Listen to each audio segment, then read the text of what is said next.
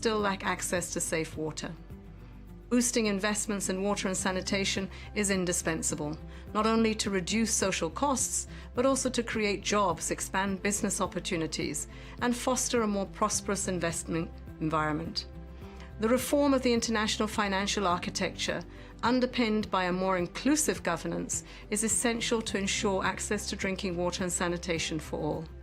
The recent SDG 6 synthesis report highlights the need to change our approach to financing water and sanitation. Governments should establish well-defined policy goals to steer funding and financing decisions towards water. Public expenditure on water must be increased, and capacities to absorb funds and implement funded projects must be improved. It is crucial to develop financing solutions that not only address sector-specific needs, but also contribute to broader societal benefits. We must commit to more sustainable and resilient services, particularly for the most vulnerable. I invite you all to use the emphasis on water and sanitation to contribute to tackle the wider financial gap of achieving the SDGs in Africa, where more than $1.2 trillion are needed. I thank you, and I wish you a successful and productive discussion.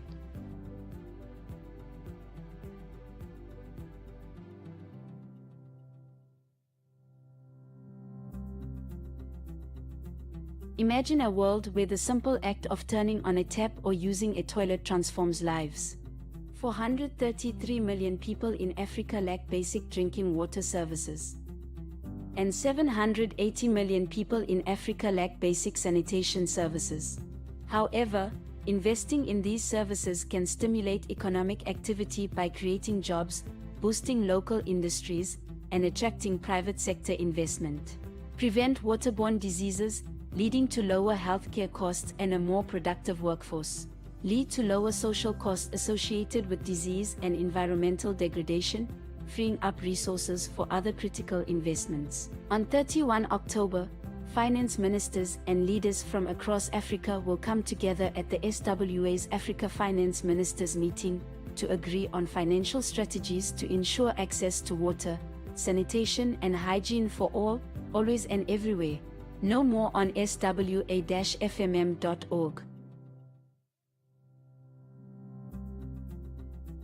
Today, the whole of Africa is experiencing worst drought on record. The number of people without reliable access to safe water moved from about 9.5 million to about 16.2 million in just 5 months, and this is in only Kenya, Somalia, and Ethiopia. Drought has left members of my community striving to get any kind of water, while other people elsewhere in the world are striving to get clean and safe water. Water shortage translates to lack of proper sanitation and hygiene, which then deprive women and girls of their dignity during menstruations, exposes people to illness, and even prevents our children from going to school. But I'm more hopeful that we can change things with political goodwill, visionary leaders, and good government. The inaugural Africa Climate Summit proved that Africa's political goodwill is changing positively when it comes to climate change. Of course, thanks to the President of the Republic of Kenya, His Excellency Dr. William Samoei Ruto, who was able to convene different African leaders to sign the Nairobi Declaration. This landmark declaration, which focused on safeguarding Africa from climate change, also noted that extreme weather events and changing water cycles is also making it difficult to access safe and drinking water, and this is resulting to about 400 million people in Africa not being able to access safe water for use, and about 700 million people without proper sanitation. We need more head of state and governments to take the lead when it comes to climate issues and our access to safe water and sanitation. Only then, these issues will be prioritized quickly. This 31st October, Sanitation and Water for All, the global partnership that I represent as the Global Youth Champion, together with UNICEF and AMCO, are organizing the 2023 Africa's Finance Ministers meeting. As a young African woman, I encourage all the ministers to participate in the Africa Finance Ministers meeting for them to be able to actively engage, learn best practices from others of WASH services, and even commit to advancing WASH and climate resilience initiatives in their own countries. Collaboration and knowledge sharing are key for African nations to be able to build a resilient and a sustainable future. Let's not forget that investing in the wash sector is a long-term economic benefit. The returns on this investment will extend far beyond our lifetime, securing a brighter future for Africa.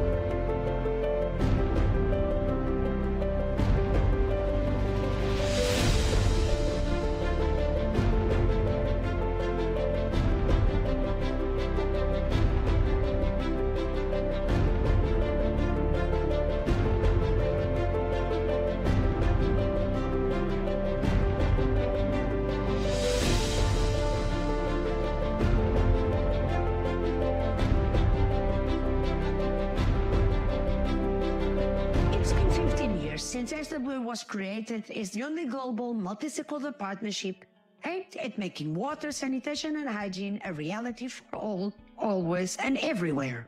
SW continues to innovate in pursuit of its goal, and it now has over 400 partners, of which nearly 90 are UN member states, covering over 2/3 of the global population. The partnership has seen remarkable progress. SWA partners account for more than 50% of the countries that can increase access to basic water and sanitation between 2016 and 2021. In comparison, only about 30% of non-partners recorded an increase. When it comes to budget, among the countries that showed budget increases between 2016 and 2021, 42% are SWA partners and non-partners account for only 10%. About 50% of SWA partner countries use SWA's SDG costing tool to calculate their SDG 6 financial needs and made it the base of budget negotiations. We are very proud of the progress our partners have been making for the past 15 years. How does SWA work with its partners? Since 2010, we convene the only regular high-level gatherings for political dialogue on water and sanitation, regularly assembling dozens of ministers responsible for the sector. We also built strong connections with finance ministers and international financial institutions, convening the only regular gathering of finance ministers dedicated exclusively to water and sanitation. These political gatherings have been crucial in building long-lasting partnership with sector and finance ministers and for making the needle move at country level when it comes to planning, financing, and holding the sector to account. We created a Global Leadership Council, a group of champions that includes several former heads of state and government. They have brought increased political support to water and sanitation to high-level events and platforms, and increased their visibility in top-tier media around the world. We created also the heads of state initiatives to trigger and accelerate progress at the highest levels of political power and make it a visible political priority. 11 of our country partners are currently developing national heads of state and government initiatives. Furthermore, SWA has provided ministers and parliamentarians with information, knowledge, and best practices to transform the sector. The handbooks and other knowledge pieces are complemented with SWA-hosted regular exchanges at political level. In May 2020, in the initial stages of the COVID pandemic, SWA launched the only global leaders call to action on COVID and water, sanitation and hygiene. Signed by 14 heads of state and some additional 60 global leaders, it increased the visibility of water, sanitation and hygiene as the first line of defense against the pandemic. In a world increasingly impacted by climate disasters, water and sanitation have not been spared.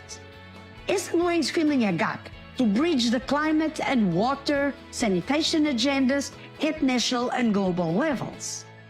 At global level, SWA is providing key inputs to climate negotiations around the Paris Agreement, including COP processes, the Global Goal Adaptation Framework, the Green Climate Fund, Water Security Guideline, to facilitate funding applications. At national level, our mutual accountability mechanism is driving this agenda forward.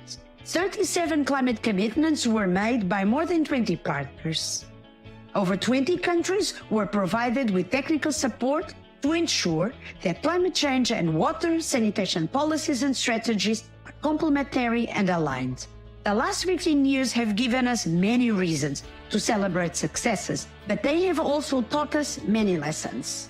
As our world continues to face old and new challenges, to make water and sanitation a reality for all, always and everywhere, our partnership will continue reaching up and out to deliver on its mission.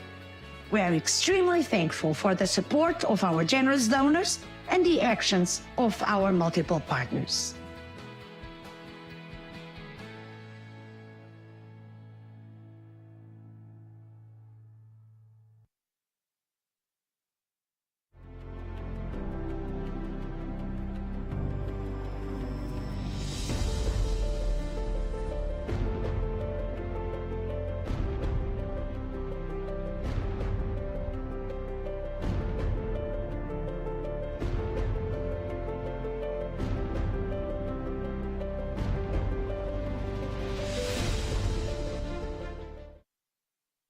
Your Excellencies, ladies and gentlemen, welcome to this Africa Finance Ministers meeting co-convened by Sanitation and Water for All with our partners UNICEF and AMCAO.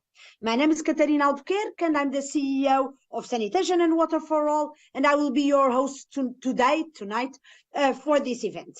Thank you all for being here. Thanks to our co-conveners and partners, and thanks also to our generous donors who made this meeting possible. Now that we have all safely arrived online, I will leave you with the words of Her Excellency Laura Chinchilla, a member of SWA's Global Leadership Council, former president of Costa Rica, who has prepared an opening video for us.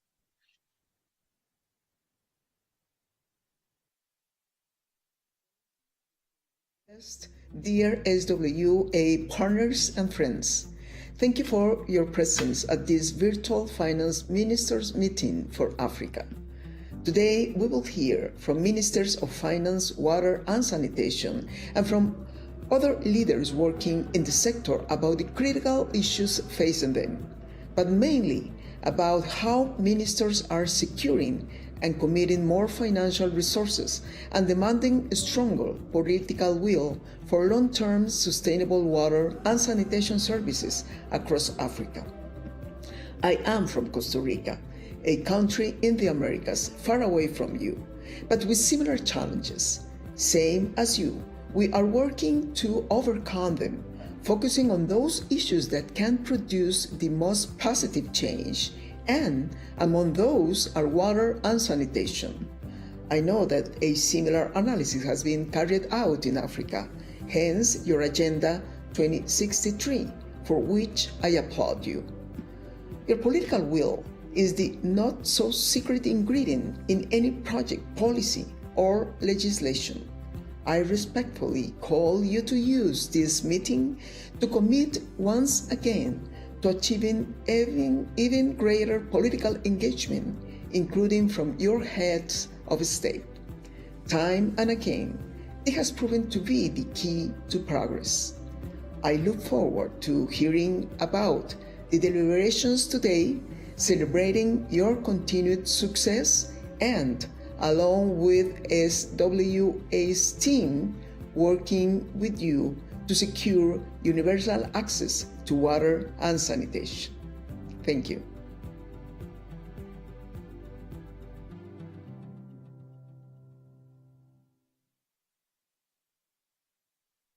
I would like now to invite the Honorable Professor Hani Sewilam, President of the African Ministers' Council on Water and Minister of Water Resources and Irrigation in Egypt, to say a few words of welcome. Your Excellency, over to you.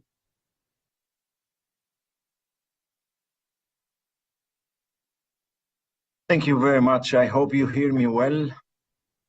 I could have loved having you here in Egypt to enjoy the Cairo Water Week, a very busy and productive week. But next time I hope to host you all here in Cairo.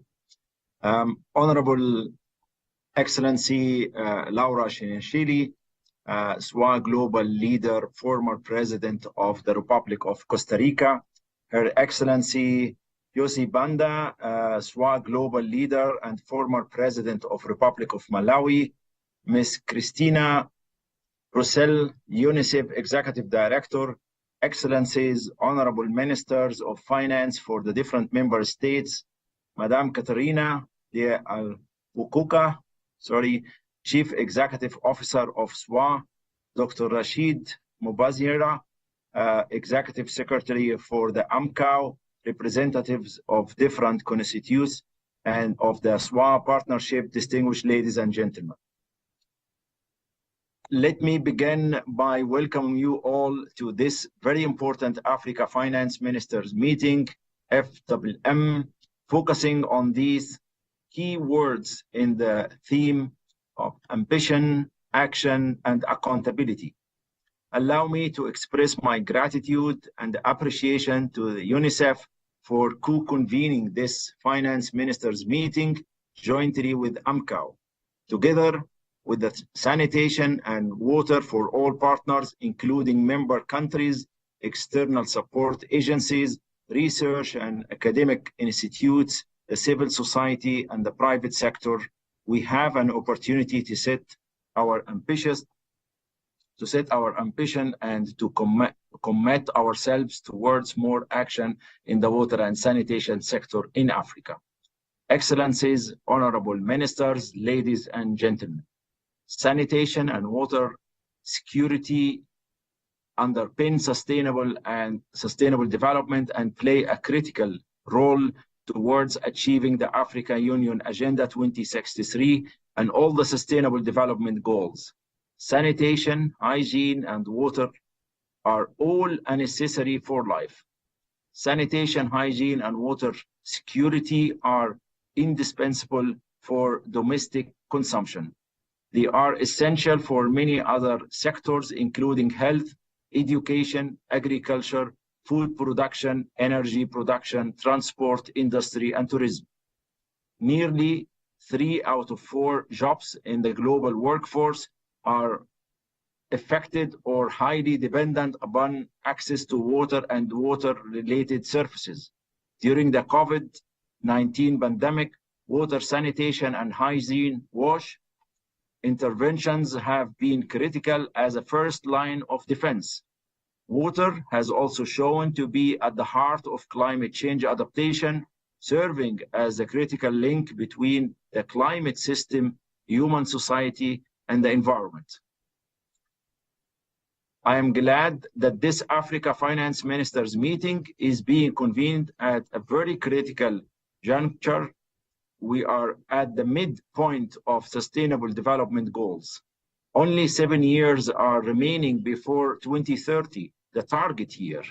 This meeting, therefore, provides us with an opportunity to take stock of the progress made over the past 7 years. It also gives us chance to consider the lessons that we have learned in the implementation of SDG 6, ensure availability and sustainable management of water and sanitation for all. For Africa, achieving the 2030 SDG targets will require a huge amount of investments. At least $66 billion is needed annually to address infrastructure backlogs for universal access to water and sanitation. This is 5 times the current annual allocation of $13 billion per year. The Infrastructure Consortium for Africa estimates that an annual investment gap is between 43 and 56 billion US dollar. Further, an additional 9 to 14 billion US dollars per year is needed to achieve secure water resources in Africa. To address this gap, a 12-fold increase in the current rates of progress on safely managed drinking water is needed. We also need 20 times increase for safely managed sanitation and even 42 times increase for the basic hygiene services. This is why this finance ministers meeting is timely. We need our colleagues in finance to commit more resources towards sanitation, hygiene, and water. Progress in the sanitation, hygiene, and water security automatically translates into progress in other economic sectors. Failure to achieve targets in water, sanitation, and hygiene automatically hold back progress in all other sustainable development goals. The 2022 annual report of the Commission on the implementation of the July 2008 Assembly Declaration on the Sharm el-Sheikh commitments for accelerating the achievement of water and sanitation goals in Africa Assembly decision shows that 400 million people in Africa do not have access to potable water. Over 800 million people in Africa are yet to have access to safely managed sanitation and basic hygiene services. Nearly 20% of the African population still practice open defecation. This is clearly the challenge, and we are urgently need to change this situation for Africa. We need to look strategically at what we should do differently in the next 7 years to achieve the ambition and bold targets for the 2030 agenda. Excellencies, honorable ministers, ladies and gentlemen, I am also glad that this finance minister meeting is taking place after the 13th AMCAO General Assembly held last June in Cairo, the Arab Republic of Egypt. The AMCAO General Assembly was attended by over 40 ministers responsible for water in Africa. During the assembly, the AMCAO Governing Council, among many others, noted the need for urgency to facilitate action on achieving the water and sanitation goals of the continent. For us to achieve this, we need the support of our finance ministers, colleagues, and development partners. In addition, I am glad that this finance ministers meeting taking place while we have nearly 2 years remaining before the expiry of the Africa Water Vision 2025. Under the Africa Water Vision 2025, launched at the beginning of the new millennium, we agreed to a vision of an Africa where there is equitable use and sustainable management and development of water resources for poverty alleviation, socio-economic development, regional cooperation, climate resilience, and environmental protection. The Africa Water Vision 2025 also included a commitment of an Africa where there is an adequate number of motivated and highly skilled water professionals, and where there is political will, public awareness, and commitment among all sustainable water resources management, including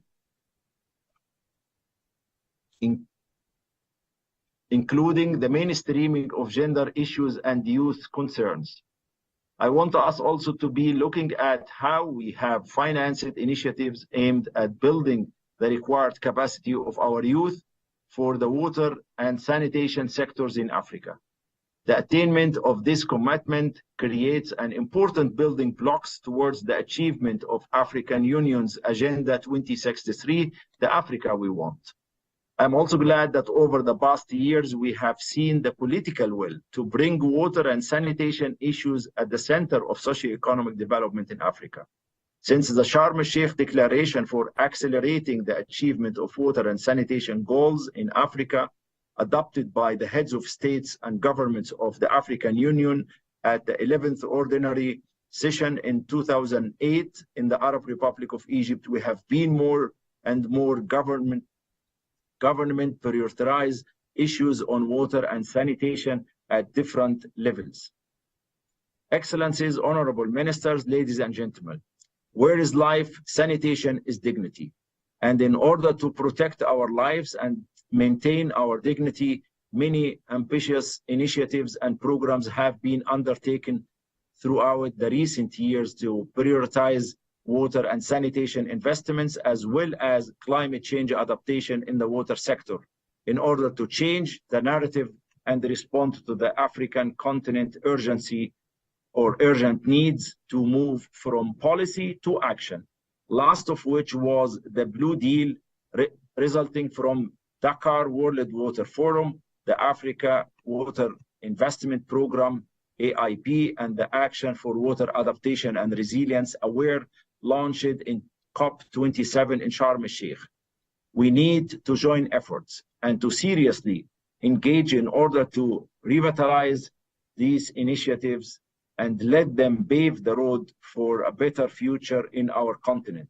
Allow me also to commend our development partners and all other financing institutions for providing technical and financial support to African governments.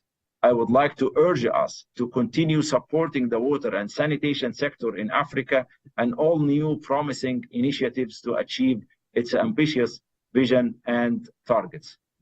With these few remarks, allow me once again to express my gratitude to your excellencies, honorable ministers, ladies and gentlemen, for attending this meeting. I wish you very fruitful discussions and as we cast our focus on the ambitious action and accountability for the sanitation and water for all. Thank you very much. Thank you so much, Your Excellency, Professor Sewilman, for your words. for your very inspiring words. Let me draw everyone's, all your excellencies and participants' attention to the fact that we have 40 ministers here with us today at this meeting. We are very happy and proud that so many of you are joining this discussion. And let me now invite Ms. Catherine Russell, Executive Director of UNICEF, the other co-convener of this meeting, to complete the welcome to this meeting. Madam Executive Director, the floor is yours.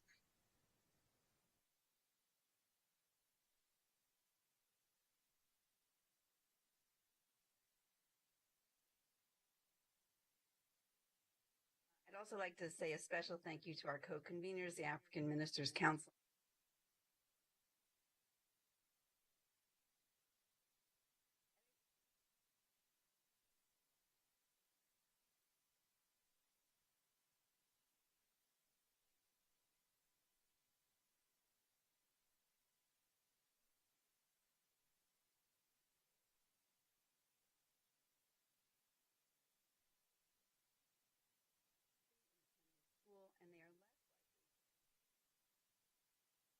And they are experience displacement. The importance and benefits universal access to wash services are plain to see. And over the last 2 decades, we've seen significant progress since. Oh, I'm sorry. Hold on one. Sorry. I'm sorry. I'm not. I think I'm supposed to do something I'm not doing. I'm not sure. I don't have any option to do that. Okay, great. Sorry I'm hearing you very well. Are you hearing me? Oh, because they're saying select Very English, well. but I'm not sure how to select English. Maybe, So maybe at the bottom of the screen, there is a globe saying interpretation, I think. That's what it says. Interpretation. I see it. Yes, and if you click there and if you choose English, then our colleagues will be able to interpret in other languages. Okay, so sorry about that. I really apologize. Okay, so let me say, access to safe drinking water and sanitation are human rights to which we are all entitled. They're essential for our survival, they're critical to economic development, and they're necessary for lifting communities out of poverty. When children have access to safe water and sanitation services, they're more likely to be healthy, they're more likely to be attending school, and they are less likely to contract waterborne diseases or to experience displacement. The importance and benefits of universal access to wash services are plain for everyone to see. And over the last 2 decades, we have seen significant progress. Since 2000, 2 billion more people have gained access to safely managed water, while 2.4 billion more have gained access to safely managed sanitation. It is real progress, but it's not enough. An estimated 3.6 billion people, half the world's population, still lack safe sanitation at home, while 1.8 billion live in homes without safe drinking water. And it's children who bear the heaviest burden. Every day, more than 700 children under the age of 5 die from diarrheal diseases due to a lack of appropriate wash services. In areas of conflict, children are nearly 20 times more likely to die from diarrheal diseases than from the conflict itself. These figures are deeply alarming and are a clear indication that we are far from achieving universal access to safe water and sanitation, which is, of course, Goal 6 of the Sustainable Development Goals. At the same time, climate change, urbanization, and conflict are undermining global efforts to achieve the SDGs and are threatening to roll back the gains already made in access to wash services. Excellencies, we have much work to do to get back on track and to accelerate progress on universal wash access. That's why this finance ministers meeting could not be timelier. Looking ahead, we must build more resilient water and sanitation systems that contribute to health and well-being, contribute to economic growth, job creation, and gender equality. But we need more innovative financing to support this effort. As discussed by many of you during the World Bank Side event, hosted by Chad and UNICEF earlier this month, governments are responsible for upholding the human right to safe and reliable water, sanitation, and hygiene services. And I hope that following this meeting, you will continue to advocate for more funding allocations to water and sanitation in your national budgets. But governments may also need support from a coalition of development partners. The private sector, financial institutions, civil society, academia, donors, NGOs, and UN agencies like UNICEF working in close collaboration. UNICEF is committed to continuing our work with all of you to scale up proven solutions and to drive innovation to jumpstart our progress. With over 700 WASH technical staff and programming across the continent, we are equipped to deliver climate-resilient water, sanitation, and hygiene services, and to support governments in achieving their national commitments in the WASH sector. Excellencies, we can reach our goal of universal WASH access, but it will require political will, leadership, and increased public and private funding. Together, I know we can get this job done. I'm excited to be here today, and I look forward to hearing your ideas on WASH financing solutions and strategies. And I wish you very productive discussions. Thank you so much. Thank you so much, Edie Russell, and thanks to our co-conveners for making this meeting possible all the way, not only today, and for their engagement. I'm very proud now to give the floor to our keynote speaker, our latest global leader for Sanitation and Water for All's Global Leadership Council, Her Excellency Dr. Joyce Banda. Dr. Banda is a former president of Malawi, a woman who really needs no further introduction. Your Excellency, we are honored to have you with us today, staying up late at night in Hong Kong to join us. You have the floor. Thank you very much. It is my privilege and honor to be participating in this very important meeting. Honorable ministers and other dignitaries, I am very pleased that my first assignment as a member of Sanitation and Water for All Global Leaders Council is to open this meeting. Let me start by celebrating our continent, Africa, and the hard work that we are doing to address the many crises we are facing, not least that of safe water and sanitation. This is evident in the pride of place that water and sanitation enjoy in Agenda 2063. Let us use this meeting to counteract the prevailing narrative of Africa as a problematic continent in constant need of handouts. We are going to hear of how ministers and ministries of finance are making domestic resources available for water and sanitation in their countries, and how these domestic resources will leverage more finance through the use of domestic development banks. We know that issues such as corruption are not specific to Africa, and that this narrative does not reflect the reality of a continent rich in human, mineral, and green energy resources, ready to work, ready to deliver universal access to water and sanitation and the SDGs. I would also like to recognize and celebrate as we reach the midpoint of the Sustainable Development Goals, that while many African countries may not achieve all the SDGs, our rate of progress in expanding access to water and sanitation is often much higher than in those countries that started with better access to these essential services.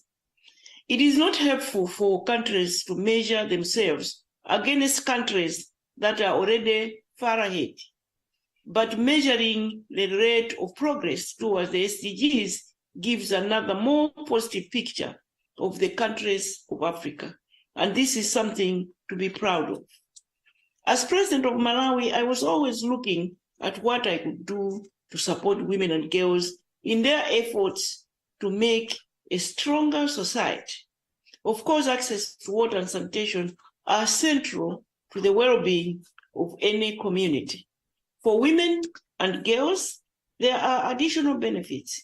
I don't need to tell the women listening into this discussion that women and girls take on the greater part of in the home, and we do this proudly for our families and for our communities.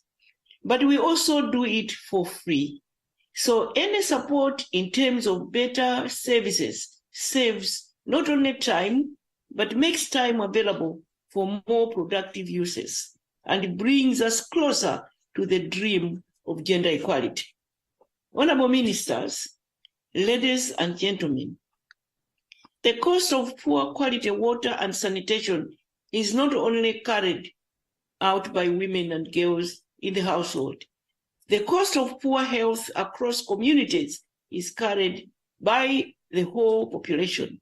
And this is something that African countries can ill afford at this time of multiple crises, the climate and the financial crisis caused by climate change, COVID, and a global financial architecture that does not do African countries any favor.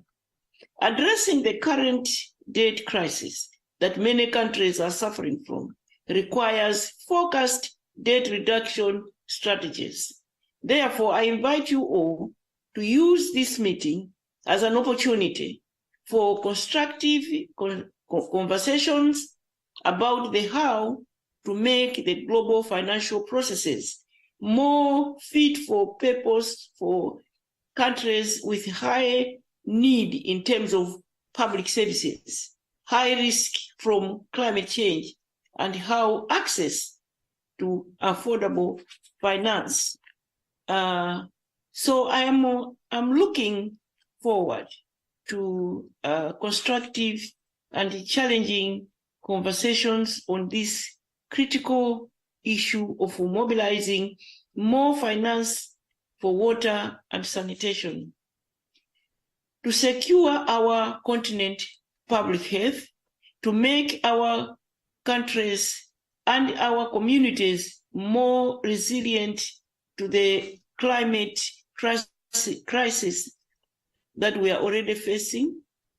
Next, to stop the drain of resources towards quick fixes that are not sustainable and do not answer the needs of the millions without adequate water sanitation services. And finally, to achieve Agenda 2063, the Africa that we want. Let us use this time to listen to the solutions that countries have found and to find ways of replicating and adopting these to the needs at home. I wish you a successful finance ministers meeting and look forward to supporting you in your endeavors in the years to come. I thank you for your attention. Thank you. Thank you so much, Your Excellency. We are very glad to have you here with us today, but also for many years to come. And we really appreciate your support to the cause, to our ministers, to our partners. And I will now pass the microphone to one of my closest colleagues of the WASH sector, Ms. Cecilia Sharp, who is the Director for WASH, Climate, Energy, Environment, and Disaster Risk Reduction at UNICEF, who is going to moderate the first session on mobilizing domestic resources. Cecilia, please feel free to take over now. Thank you, Katarina, and thank you for the warm welcome. And good morning and afternoon, Excellencies, ladies and gentlemen. And welcome to this first substantive conversation on strategies for mobilizing domestic resources for water sanitation and hygiene. This conversation will show examples of political leadership and financing mechanisms put in place to increase national budgets and accelerate implementation. So I'm happy to invite the Honorable Ntuli Nkube, Minister of Finance and Economic Development, Zimbabwe, to the screen. Can you see him? Your Excellency, after the 2020 Finance Ministers meeting, Zimbabwe increased its budget allocation for water sanitation by 2/3, and you have also recently initiated a program for developing public water infrastructure with community ownership. Would you be able to tell us more about this program and how it has helped Zimbabwe increasing the resource allocations to water sanitation and hygiene? And additionally, would you also tell us how you expect this development to be moving in the future? Over to you.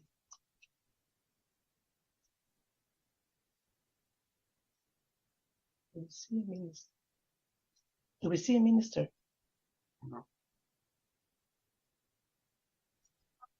He's there. We saw him. Okay. Minister Mtulen Kube, are you there?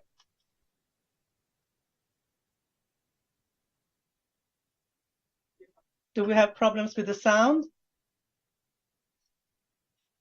Hello, how are you? Our Honorable Minister is gone out for a few minutes. He'll be back soon. Oh, so what is a few minutes? Maybe shall we move to next speaker? Okay. Yeah, maybe we'll come. Our advice. Okay, thank you. So then I will be happy to invite our next speaker, which is His Excellency Abubakar Nakanabo, Minister of Economy, Finance and Planning in Burkina Faso. Are you there?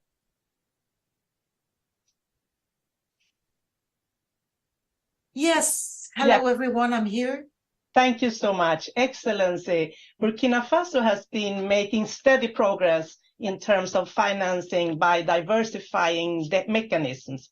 One of them is the Contribution Financière en Matière d'Eau, a parafiscal tax imposed on large-scale users of water resources. Another consists of the operationalization of a national environmental fund, Fonds d'Intervention pour l'Environnement.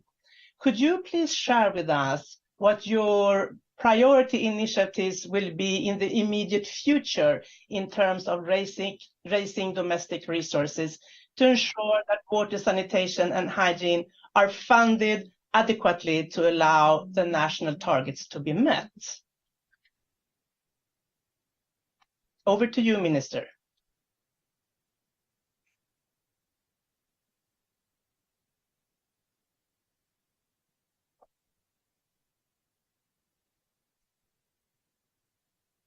Do we have His Excellency Abubakar?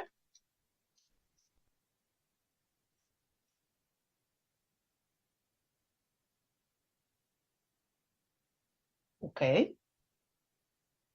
Keep moving forward. Thank you. So then, if we have not been able to listen to the two ministers, hopefully they will be back. I'm pleased to invite two very important sector partners to showcase in what way they can. So now we have the minister back. Can I give you the floor, Your Excellency, Abubakar Nakanabo? I'm here. We can go ahead. Have you heard your question?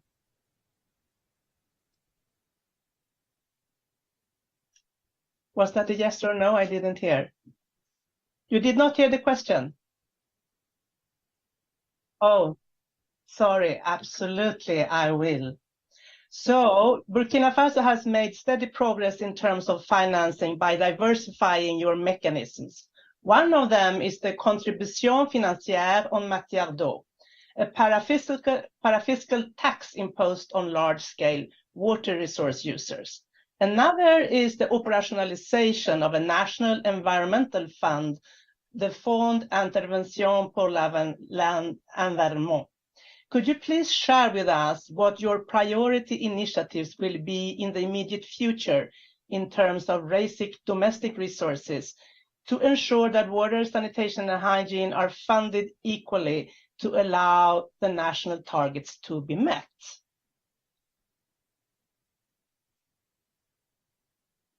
Over to you. Thank you. Thank you for the opportunity to talk about such an important topic as is WASH. As we all know, we are committed for the SDG number 6, access to water and sanitation for all by 2030. Some progress has been made, but a lot remains to be done. With such challenges, the budgets of all countries with all of the constraints cannot withstand and satisfy these demands in water and sanitation. So we need to think a lot more about innovative initiatives. We have the financial contribution for water that is a parafiscal tax imposed in such a way that the large users of water resources must pay a tax, and such tax implemented for the integrated water resources management will enable us to conduct preservation and water protection initiatives. And this has been the case for the last few years. So currently we're not quite satisfied with the resource collection for the financial contribution in the water sector. So we must strengthen these so that all users can pay the proper amount in order to strengthen all of the mechanisms in place for drinking water. There's the pollution tax and the modification of the water status tax, which will enable us to strengthen further this mechanism. We have the intervention fund for the environment, also implemented in 2015 through a decree in order to mobilize and manage national and international financing for environmental matters in Burkina Faso. This fund is very important to us because we can provide subsidies or also guarantees for loans for all of national actors according to their skills and capacities to protect and manage the environment. The interpreter apologizes, but the audio is very difficult. The speaker is breaking off. The interpreter does not hear anymore.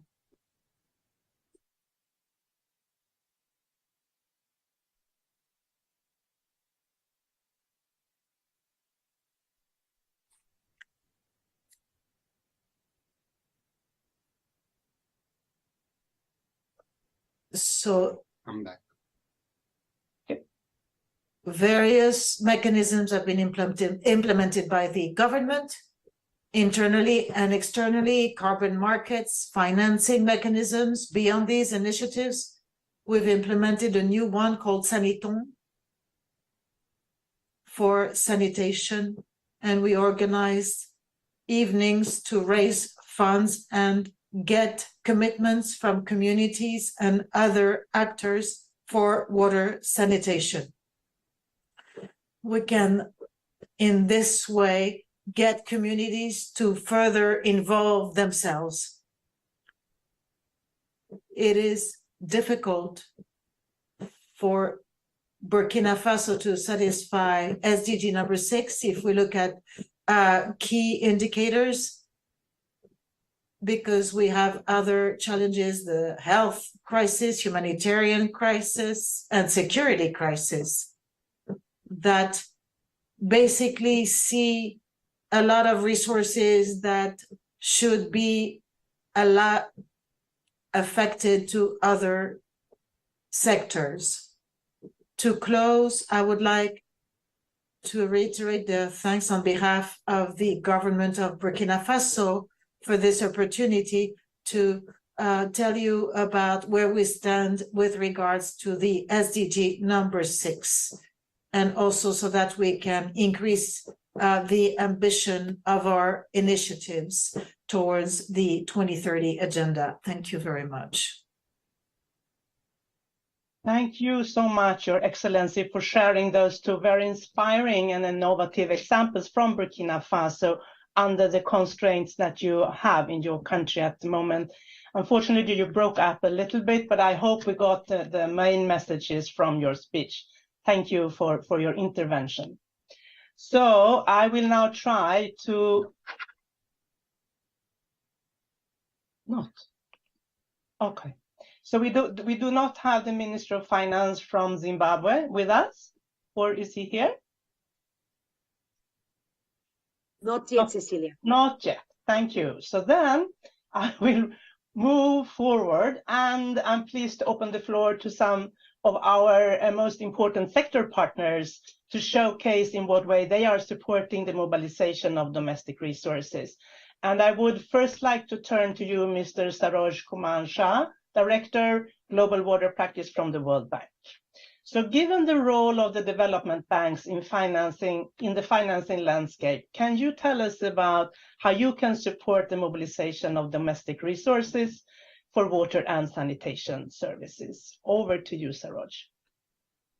Cecilia, thank you very much. And Excellencies, good afternoon, good morning, good evening, wherever you are. I'm connecting from Thailand in Bangkok here, and we had an excellent workshop today with the Thai government on flood risk management and mitigation. First of all, I want to really thank Katerina, the CEO of Sanitation and Water for All, and entire team for the work they're doing, and also inviting the World Bank to be part of this event today. This is a very important agenda for the World Bank Group. As you know, recently World Bank has adopted a new vision for the institution approved by its shareholders.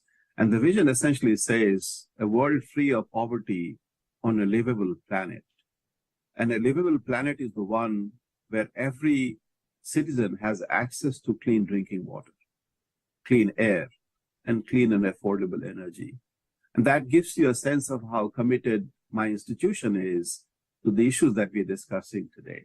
So clearly, you have the whole World Bank at your disposal to really take this agenda forward and do everything that is needed to be done to accelerate universal access. When I got this job last year, I was personally very shocked to hear that Africa is the only continent where the universal access gap is not closing, it is widening. So the progress on water supply, sanitation, and hygiene is actually much slower than the rate at which we have population expansion, and therefore we are not able to keep pace.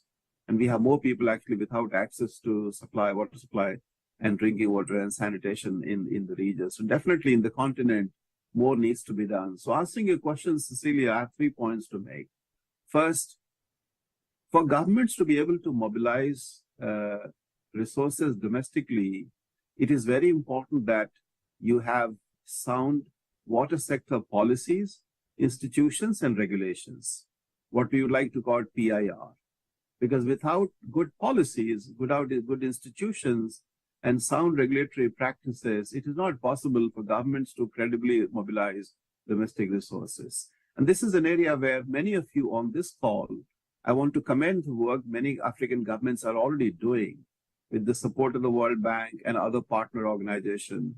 But this is my first point, that is very important that your governments have very strong water sector policies, good institutions, and good regulations.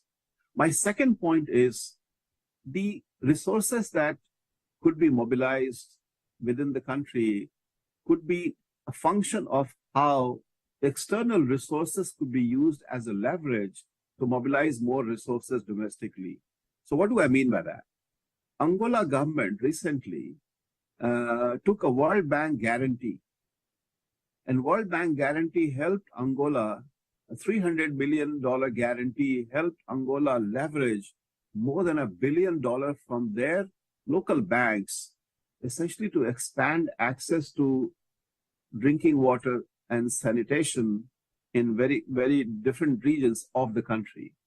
And this happens because the World Bank, as a multilateral bank, with the credit rating we have, it basically gives you what we call credit enhancement. It improves the creditworthiness of the institution which is going to the market to raise money, and which is the commercial capital you're raising locally in order to invest in water supply and sanitation. What I'm trying to say is that creditworthiness of the water sector institutions, your utilities, your operators, is extremely important function of how you're able to mobilize resources, sometimes with the help of external partners such as the World Bank, using the credit enhancement product that I just mentioned, and sometimes without the help of any external organization, given depending on the credit worthiness of the operator itself or the utility in a country, and that depends on many other factors. Many of you talked about it. His Excellency, the Minister from Burkina Faso, talked about basically how progressively cost-reflective tariff in water supply, in sanitation services, can essentially send a signal to the market that the utility is gradually becoming financially sustainable and doesn't have to rely on the transfers from the Ministry of Finance to meet its working capital needs on a year-to-year basis. And my third and last point is creating mechanisms at the Ministries of Finance in order to manage both domestic and external resources efficiently. What do I mean by that? I mean, Ethiopia is a good example where Ethiopian government established one WASH account where all the bilateral, multilateral financing was supporting one program, one budget, one account, instead of multiple projects, multiple programs, and multiple committees and coordination structure. It's a very good example that even I was talking about it even today in Thailand to many partners here. And we would like to see more countries actually establish strong government leadership under which these programs are organized, and all of us, including the World Bank, actually support your program, your leadership, and come together into single program, single budget, single account. I want to close by saying that, and you've heard our vice presidents, both East Africa, East and Southern Africa, and the vice president for West and Central Africa say this time and again, that water security in Africa is a very high priority for the World Bank Group. And as some of you know, that in 2 weeks from now, in Addis Ababa, a number of finance ministers and the water ministers from East and Southern Africa will be coming together to review the progress made since the UN Water Conference in New York. And in my visits to various countries in Africa, I have noticed tremendous political commitment to prioritize this sector and mobilizing more resources domestically, but also from external partners, including working with private sector to really bring their expertise, their innovation, and financing, of course, to take this agenda forward. Thank you very much. And back to you, Cecilia. Thank you so much, Sarosh, for sharing these three critical points on systems, leveraging, and mechanisms for managing funds for the mobilization of domestic resources for water and sanitation with us. Very inspiring and very useful, of course. So I want to go to our second speaker, which is Mr. Frederick van Hems, President of Aquafed. So my question to you would be, given what you have heard today in this session from, well, ministers of finance and the World Bank, can you tell us how private utilities can support the mobilization of resources for water and sanitation? Over to you, Frederick.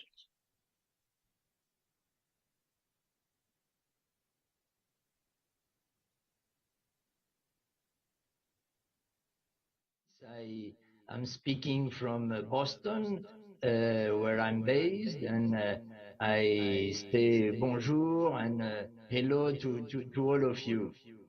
I am Fred van Hems. I'm the President and CEO of Veolia in North America, and I'm also the President of Aquafed, the Global Federation for Private Water Operators. And we are part of the SWA private sector constituency. Thank you very much for your invitation, and thank you to all the speakers for the great examples and messages. African nations have many water and sanitation challenges. We all know what they are. And in Africa, we see some of the worst societal and environmental injustices because of climate change. And there is a risk to see more and more in the years to come, the climate change accelerating. Like many times mentioned during the Water Week at the United Nations in March, where I had the chance to be, not reaching SDG 6 undermines human rights, peace, and security. And Professor Sewilan and Ms. Russell said it very well. Water is life, sanitation is dignity. Then private operators, and the private sector are already very active with a wide range of solutions at speed and at scale across the continent. But however, the immense potential to develop even more is untapped yet in this continent. We're not just a vehicle to attract more finance. We can be a catalyzing partner in a multi-stakeholders approach. We can help to scale up. And a few specific points: good governance and system strengths. These are the critical factors, because water is a common good. The examples we hear today all demonstrate political will and strong public control, supported by clear lines of accountability. That is what gives confidence to domestic and international finance providers. With these building blocks, private operators and other partners have the confidence to help create and deliver bankable projects at all scales, both in urban and rural settings. Private operators have examples all over Africa of increasing access, whether operating a city contract like in Dakar, or innovative water reuse facilities such as in Windhoek, or ensuring continuous drinking water for 9 million people in rural Benin. And the crucial factor, once more, in all this has been the strength of the relationship and agreements between the operator and the public authorities.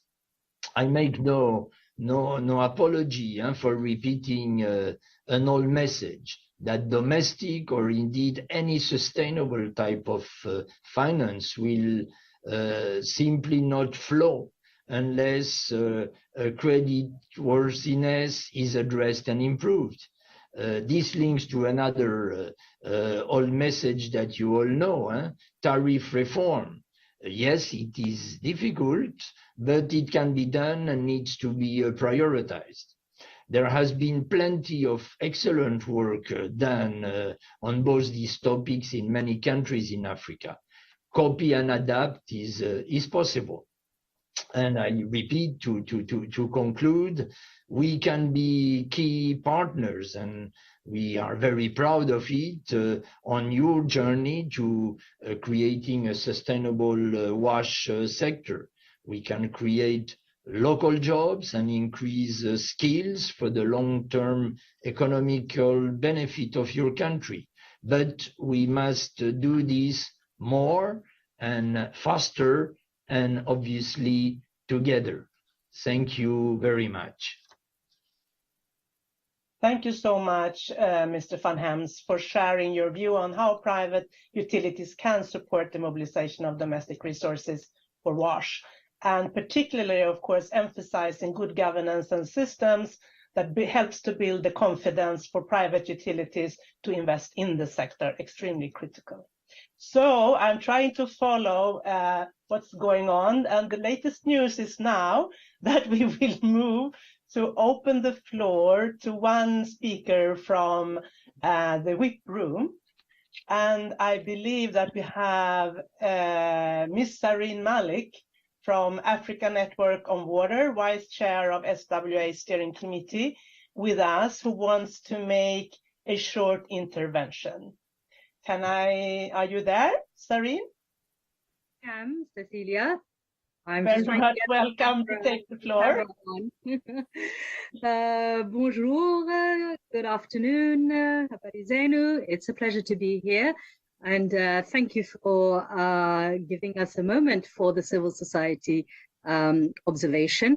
And thank you to all the honorables and distinguished guests that made it to this meeting. I think it's already been said quite a bit, actually, and we were going to come back on the issue of strong governance. Recently, we were in a meeting with my president's advisor from Kenya, who said the water sector actually was number 1, governance, number 2, governance, number 3, governance, number 4, governance, and number 5, finance. Now, a really critical, of course, we have observed over the years that, yes, the water crisis is generally a governance crisis.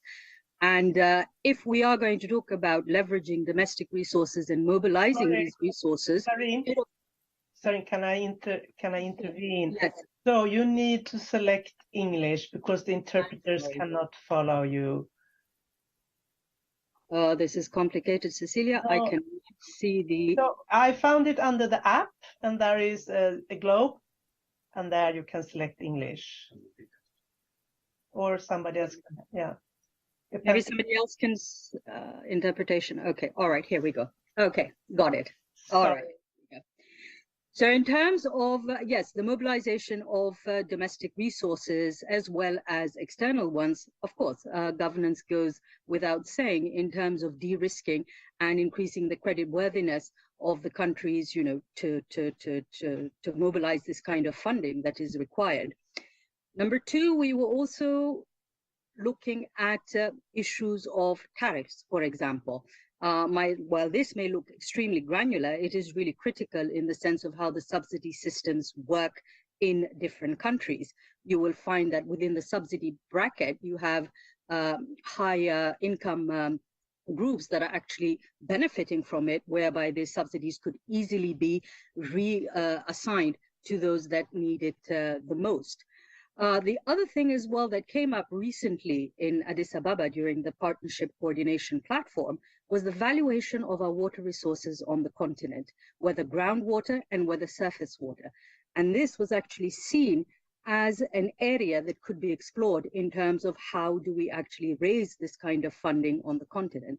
And I will go even further, that in terms of these different types of approaches or these different types of areas, could actually support the water sector, and in terms of its financing, but also in terms of reaching the most marginalized. However, in terms of our final note, there's also, and this is what Mr. Saroj mentioned, the issue of policies, practices, institutions, and regulations. For as long as these policies, these institutions, and this regulation do not adequately acknowledge that there are those that have been left behind, that the gap is actually widening, then we can put as much financing as we want. It will not reach those that are there. As civil society, we are always here as well in our oversight role, in the role to advocate for further financing. We do that, we continue to do that, and we will continue to support these processes. Thank you very much, Cecilia. Thank you so much, Sareen. And we have now come to the end of this rich discussion.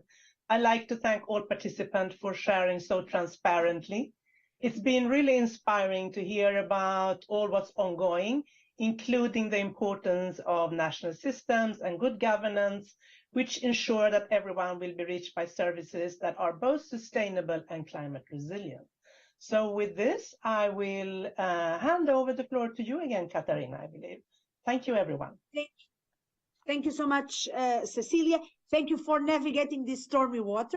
And it's now my great pleasure to hand over to the moderator of our next session on partnerships. And this is my dear colleague, Muyatwa Sitali, who is here with me in Seoul.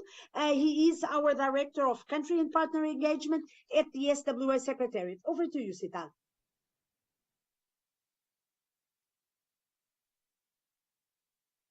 Thank you very much, Katarina. Good evening, depending on where you are. Honorable Ministers, Excellencies, I will go straight to the panel that we have for this session on partnering to ensure sustainable financing. I'm delighted to welcome to the floor Dr. Mohamed Ibrahim, who is the Associate Minister of Finance for Policies and Economic Affairs from Egypt. Dr. Ibrahim, I have a short question for you. Years ago, President Sisi launched the Decent Life Initiative. This focuses on essential services, including water and sanitation, that contribute to personal dignity and quality of life, especially across vulnerable areas and populations. Would you please tell us how the Ministry of Finance has used this program to work with multiple partners in a way that directs more resources towards improved water and sanitation services? How do you envisage this developing in future planning? And Dr. Ibrahim, when you come on the floor, could you please just make sure that you have English turned on in the translation pattern? Thank you very much. Thank you, Mr. Moderator, and all protocol observers. First, I would like to extend to all the participants the greeting of His Excellency, Dr. Mohamed Maït, Arab Republic of Egypt, Minister of Finance, who has been called to an urgent commitment, equal important commitment. And the quality of citizen life is a priority for the Egyptian government. And in this regard, I would like to share with you Egypt's experience in implementing Decent Life Initiative. Decent Life Initiative, launched by President Abdel Fattah el-Sisi in January 2019, aims to provide decent life for the most vulnerable groups. It further contributes to enhance the quality of daily service provided to citizens, while with an eye on the inhabitants of rural areas. The initiative will also provide healthcare, medical services, surgeries, and prospects devices to this group. Moreover, it aims to develop Egypt's poorest villages in accordance to the poverty map, providing job opportunities and support working workers. The Decent Life Initiative is a combination of effort of the state along with the experience of civil society institutions and support of local communities, resulting in a qualitative improvement of lives of both target citizens and their communities.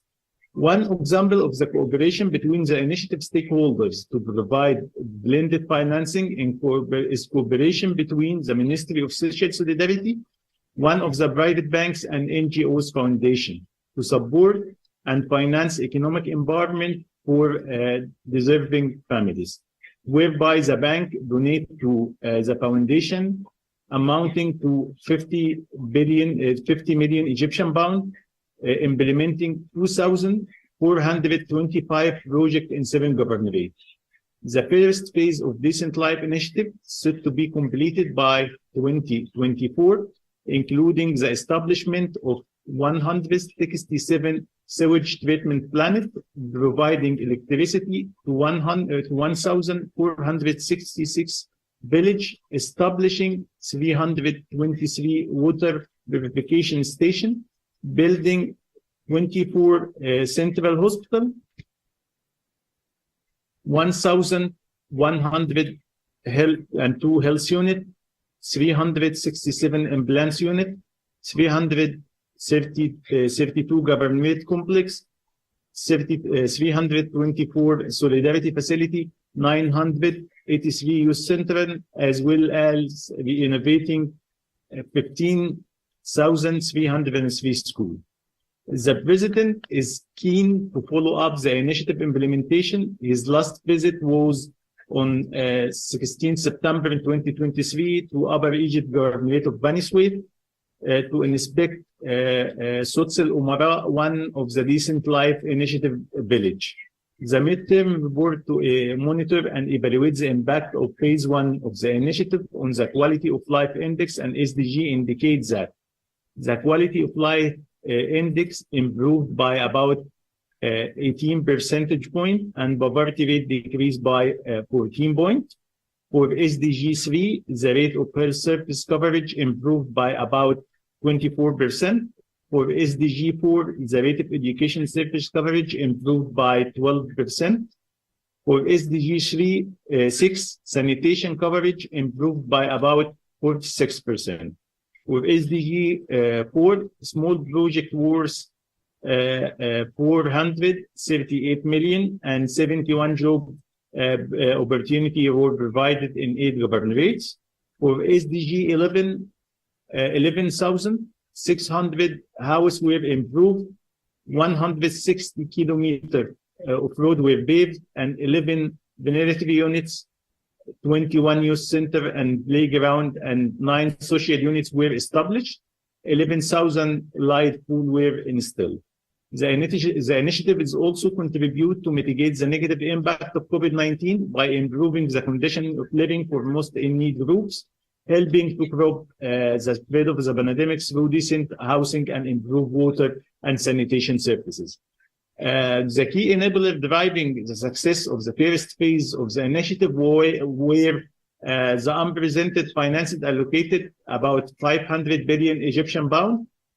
Also the strong political leadership, the multi-stakeholder approach of the initiative through the joint effort between the government, the civil society, and the business sector, which specialize emphasize on the citizen participating in the need assessment phase through establishing local committees. The multi-dimensional nature of the initiative through addressing the social, economic, and environmental aspect of the life of the rural committees. Finally, the establishing of high-level committee headed by the Prime Minister to coordinate and monitor the implementation of the initiative with an aim of achieving its objective. We are proud of the outcomes of the initiative up till now, and the government is committed to continue the initiative implementation. The current fiscal year budget allocates 150 billion Egyptian pound to complete the implementation of the project targeted in the first phase of the initiative, of which 35% is for sanitation projects that include 167 treatment plants, 1,441 sanitary lifting stations, and a network of 21.3 thousand kilometers.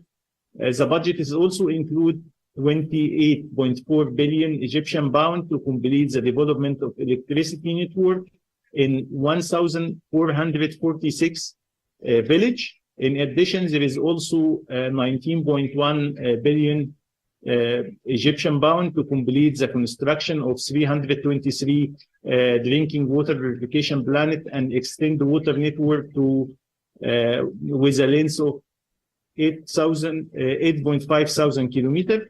The rest of allocation budget should be used in implementing the second phase of Decent Life initiative, including projects that aims to target 52 centers and 1,600 villages, benefiting 21 billion people.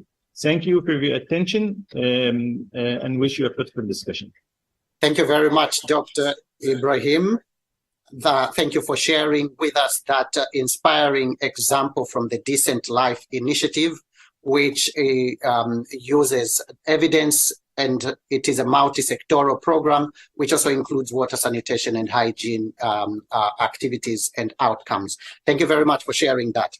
We will move on to Madagascar, and I will invite to the floor Mr. Andry Ramanampa Noharana, who is the Secretary General of the Ministry of Finance. Mr. Andry Ramanampa Noharana, I have a very short question for you, and if you could make sure that you have the interpretation in the language that you will speak. If it is French, please kindly put that in there. And the question that I have for you is, Madagascar has demonstrated its prioritization of water in its PGE and PEM. What role do cross-sectoral partnerships as well as partnerships with the private sector play in supporting the government in achieving its objective of ensuring access to water and access to sanitation of the population by 2028? Mr. Andry. Okay, so, hello? Good morning, everybody. Good morning, Excellencies, ladies and gentlemen, honorable ministers, and partners from SWA. I would like to first of all present the apologies of the Minister of Finance, who wanted to be able to be with you today and give this presentation, but he had another engagement and was not able to be here today, and I'm here on his behalf. Allow me to begin, first of all, by saying what an honor it is for us to be able to participate in this finance ministers meeting of SWA for 2023. Water is indeed a huge priority for all of us in the world. Access to water and sanitation is also a major priority for Madagascar in our national plan for 2028. The goal, as you said, is to have access to sanitation for 62% of the population and 72% of the population access to water. So this is our ambitious goal. In terms of our results, we have made significant progress in Madagascar. In 2022, this went from up to 50% to 52%, and for sanitation from 38% with a 28% increase. In addition, in many of our communes, we have seen great improvements in terms of access to sanitation in 2022. So what are the measures that Madagascar has been taken, and what are we doing with our financial partners? Madagascar has put priority on water and sanitation in our public transportation projects, and this is an initiative that has been seen an increase in budget allocations to this sector, and to a total of 8.5 million in 2023. So we have been rehabilitating and constructing new infrastructure to provide adequate water purification stations and access to drinking water, and also making sure that people in urban and rural areas all have access. In many of our projects, the investments are being made in these projects are in the execution phase right now. We have a project where we are constructing a pipeline that will go from the Ifo River and bring drinking water and other water resources for agriculture and other multiple uses for water to various different localities in the south of the country. This is a region where there are often droughts. And so the objective of this project is to help eradicate famine in the southern part of Madagascar caused by drought and by increasing access to water. This project illustrates the interagency relationship amongst the different sectors, agriculture and water and sanitation. The first phase of the project was financed with our own budget, but we're also calling upon international financial institutions and the private sector to contribute financing for the project in the final phases. This project to rehabilitate the pipeline in the south of the country is well underway. We've also had other projects to construct dams and to rehabilitate our infrastructures for providing potable drinking water. And we have been working in many different districts and villages to rehabilitate these infrastructures. All this with the goal of trying to increase access to drinking water, potable drinking water, safe water and sanitation, and to also make sure that communities have more sustainable access. With respect to sanitation, we've been focusing on urban sanitation in 8 cities, where we are setting up an investment program in order to have better management and better coordination of this sector. The project to invest in water and sanitation access has also been supported by additional financial and technical partners of Madagascar. The government of Madagascar and the World Bank signed an agreement to undertake a project which will support climate resilient activities in the southern part of Madagascar. And this is a continuation of another agreement that we signed for $29 million US, which is an additional project to supplement the main activities. This project will be constructing a pipeline, and it will be a multi-use pipeline, and also a desalination plant, which is being studied right now. And this will be a project that was started in 2022, another project that focuses on potable drinking water, and to help us work with our partners such as World Bank and International Development Association for a major project where we've had also a grant from the United States to help us to augment our distribution network, water distribution network in Madagascar, because our water system is in a poor state right now, and we are really trying to reach the most vulnerable households. In 2023, in January 2023, the African Development Bank financed studies for a project to mobilize, protect, and strengthen water resources and to increase our resilience to climate change.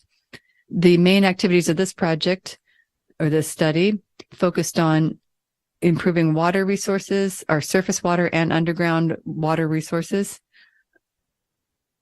Also, the risks of climate change that we are currently facing, and studies focusing on infrastructures that could be more resilient and more sustainable for better access to potable drinking water.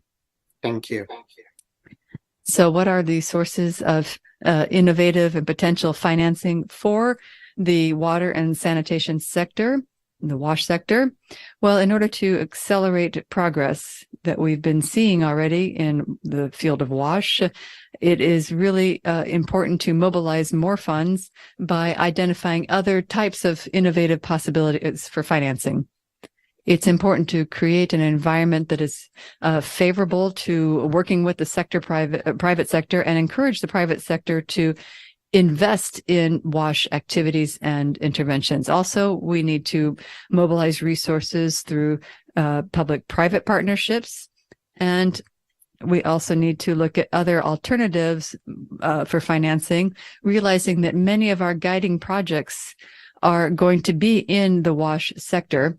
And so better management of these projects needs or requires us to have more innovative approaches. Madagascar is looking toward the private sector to be a key partner in development and sustainable development, and to help us improve our WASH sector. So with that, I would like to take this opportunity to encourage the institutions that are present here that represent the private sector and other financial institutions to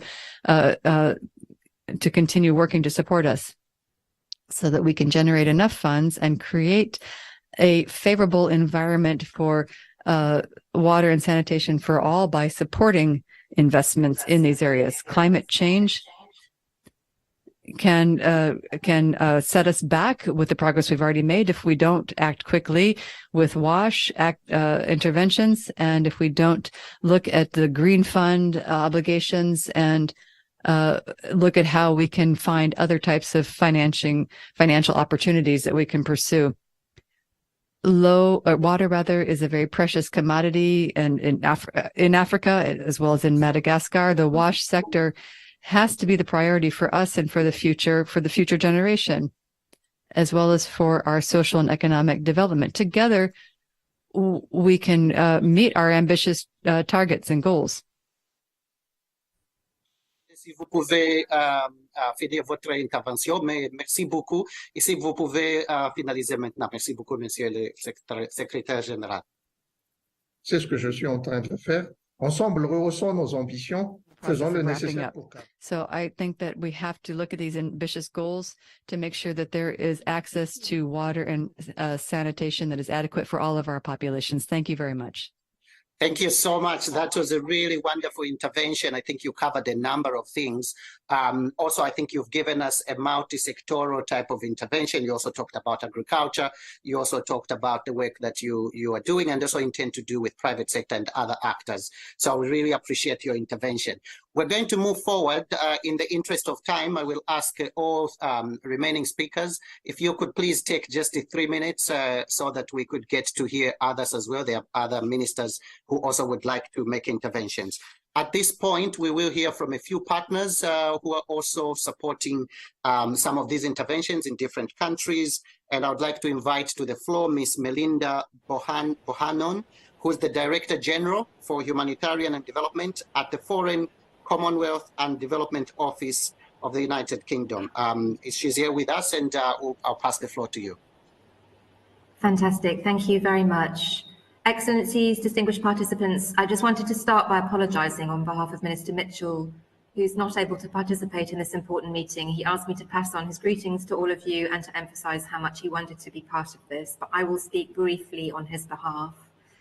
I want to start by echoing the comments made by others on this call about the importance of mobilising resources and strengthening governance to deliver WASH services for the SDGs. It's really encouraging to hear the examples on how public funds are being used and development finance is being used and mobilised, particularly in Egypt and Madagascar, but indeed in other countries, to extend access to WASH services. Some really brilliant examples that have come through from the intervention so far. And with close to 1 billion people lacking access to safe sanitation and 850 million people lacking access to safe water in Africa alone, and as we've heard, the challenge that climate change threatens to pose to these numbers, we really must make the best use of financial resources and strengthen our governance to do so. The UK, for its part, is working hard with international partners to do this. For example, we're collaborating with the multilateral development banks to improve their responsiveness and performance to the needs of countries and targeting the size of their loans to this sector. One way of doing this, I think as previously mentioned by a speaker, is using guarantees to unlock extra funding. So for example, the UK guarantees to the African Development Bank are helping finance water recycling plants, for example, in Egypt, where it's preserving and conserving fresh water, reducing pollution and increasing food security as part of our support to food systems transformation there.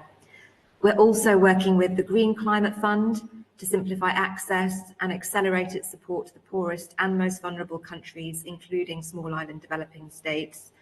As part of this, the UK has just pledged $2 billion additionally to the next Green Climate Fund replenishment. And we're supporting governments to establish WASH services that are affordable, reliable and climate resilient, creditworthy services that can secure new finance. This includes specialist work with UNICEF, focused on helping countries secure climate finance, and a brand new technical programme to strengthen WASH services, beginning work in 6 countries, including Malawi, Nigeria, Sierra Leone and Tanzania. As demonstrated in this meeting, it's very clear that significant progress depends above all on strong national leadership and a clear commitment to WASH. And with that in mind, I'd like to thank the conveners, SWA, UNICEF, and the African Ministers' Council on Water for organising this important meeting, and particularly for this session, for highlighting the importance of collaboration in support of government leadership to accelerate progress on WASH. Thank you very much. Thank you very much. We appreciate that short intervention, also highlighting some of the work that you're doing with other partners, including the Green Climate Fund. We appreciate the intervention in support of the work that's happening for government-led, multi-stakeholder and inclusive partnerships to achieve the targets for the water, sanitation and hygiene SDG. I will move on and request for a short intervention from Mr. Chwene Rampele, who's the Group Executive for Infrastructure Delivery at the Development Bank of Southern Africa. These interventions are coming from different partners, highlighting the contributions towards a multi-stakeholder approach to achieving sustainable financing for the sector. Mr. Rampele, are you there? I'm here. Very good afternoon to everyone. I think I've pressed English. Can you hear me audibly, clearly? We can hear you, and if there will be a problem, we'll let you know. Please go ahead. 3 minutes. So much. Thank you so much. No, much appreciated, Excellencies and Ministers, as well as distinguished guests. I think the facts and statistics has been put in place in terms of the kind of challenges we're faced with in relation to water. I think for us now is to unite and beginning to say, let's get our partnership stronger to make things happen. So for us, we still also confirm that water and sanitation is about people, economy, and the environment. And as we say, water is life. The interaction of this foundational aspect should make water and sanitation a top priority in our sustainable development agenda and our quest for prosperous and integrated resource-efficient region progressively free from poverty and dependency. We, as the DBSA, we prepare projects, basically water projects. We finance projects. We build infrastructure as well as maintaining infrastructure. And I think that's the commitment we're making to the continent and also to SADC to make sure that we really are able to work together towards achieving all of this. So just to demonstrate a little bit is to achieve this, I think we are saying we must prioritize the sector and be willing to decisively set in motion series of concerted and coordinated actions at national, regional, and continental level. As the DBSA at national level, we have formed partnership with the National Department of Water and Sanitation to set up a water partnership office. And that is just for the quest of beginning to ensure that we start preparing projects, financing them, and implementing the critical water and sanitation infrastructure.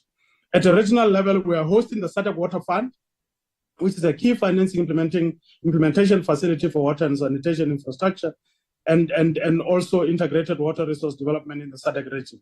And if you look at it, over 70% of water resources is shared in the SADC, and that's why it is imperative for us in the agenda of regional approach and regional development.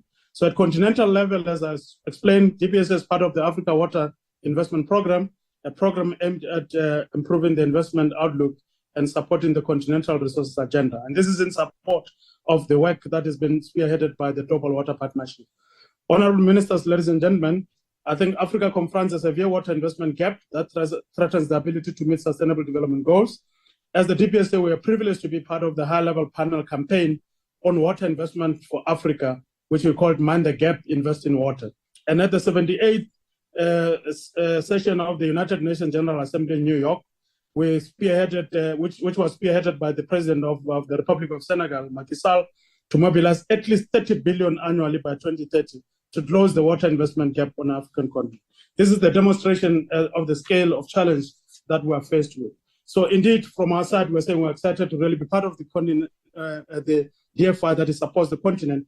And we think that meeting such as this one is a definite demonstration of our convergence and also the political commitment that is really required fundamentally to approach this whole entire issue around water.